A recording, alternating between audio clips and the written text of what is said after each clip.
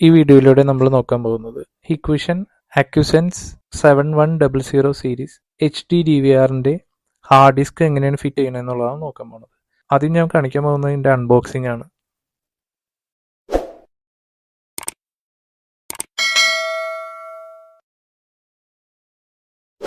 Unboxing ചെയ്യുമ്പോൾ നമുക്ക് കാണാൻ പറ്റും ഇതിൻ്റെ കൂടെ hikvision DVRും അതേപോലെ തന്നെ അതിൻ്റെ അഡാപ്റ്ററും സാറ്റ കേബിളും അതിൻ്റെ ഹാർഡ് ഡിസ്ക് പവർ കേബിളുമാണ് കാണാൻ പറ്റുന്നത്. ഇതിൻ്റെ അകത്ത് നമുക്ക് ഒരു ഹാർഡ് ഡിസ്ക് ആണ് കണക്ട് ചെയ്യാൻ പറ്റുന്നത്. ഈ ഒരു ഹാർഡ് ഡിസ്ക് കണക്ട് ചെയ്യാൻ വേണ്ടിയിട്ടുള്ള സാറ്റ കേബിളും പവർ കേബിളും മാത്രമാണ് അതിൻ്റെ കൂടെ ഉണ്ടാവാറ്. അത് ഓൾറെഡി നമുക്ക് ഇവിടെ കാണാൻ പറ്റും. പിന്നെ അതിൻ്റെ ഒരു മാനുവലാണ് അതിൻ്റെ കൂടെ ഉണ്ടാകുന്നത്.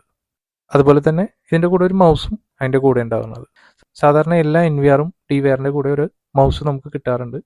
ആദ്യം നമ്മൾ നോക്കാൻ പോകുന്നത് ഇതെങ്ങനെ ഓപ്പൺ ചെയ്യാന്നുള്ളതാണ്.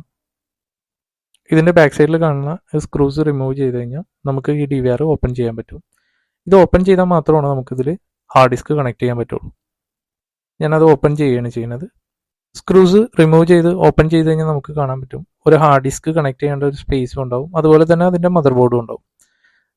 ഈ മദർ ബോർഡിൻ്റെ അകത്താണ് നമ്മൾ സാറ്റ കേബിൾ, അതായത് ഹാർഡ് ഡ്രൈവിൻ്റെ കേബിൾ കണക്ട് ചെയ്യുന്നത്. അതേപോലെ തന്നെ പവർ നമ്മൾ ഇതിൽ നിന്നാണ് ഹാർഡ് ഡിസ്കിലേക്ക് കണക്ട് ചെയ്യുന്നത്. അതിന് വേണ്ടിയിട്ടുള്ള പോർട്ടുകൾ നമുക്ക് ഈ മദർ ബോർഡിൻ്റെ പോർഷനിൽ കാണാൻ പറ്റും. അവിടെ ഞാൻ പവർ കേബിളും സാറ്റ കേബിളും കണക്ട് ചെയ്യാണ്. ഇനി നമുക്ക് കണക്ട് ചെയ്യേണ്ടത് ഹാർഡ് ഡ്രൈവാണ്. ഹാർഡ് ഡ്രൈവ് കണക്ട് ചെയ്യുന്നതിന് ഹാർഡ് ഡ്രൈവ് ഓപ്പൺ ചെയ്തതിന് ശേഷം രണ്ട് സൈഡിലെ സ്ക്രൂ നമുക്ക് ചെറിയ രീതിയിൽ കണക്ട് ചെയ്യാം. അതിനുശേഷം സ്ലൈഡ് ചെയ്തിട്ട് വേണം ഡിവൈസിൻ്റെ അകത്ത് വയ്ക്കാൻ വേണ്ടിയിട്ട്. സ്ക്രൂസ് ചെറിയ രീതിയിൽ ഞാൻ കണക്ട് ചെയ്തു.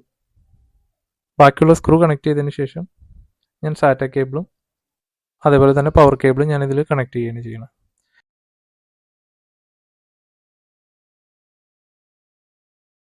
ഇപ്പോൾ സാറ്റ കേബിളും പവർ കേബിളും ഞാൻ ഓൾറെഡി കണക്ട് ചെയ്തിട്ടുണ്ട്.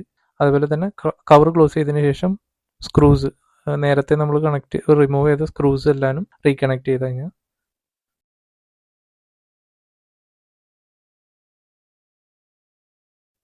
Thank you for watching this video. If you like the video, please press the like button, share and subscribe.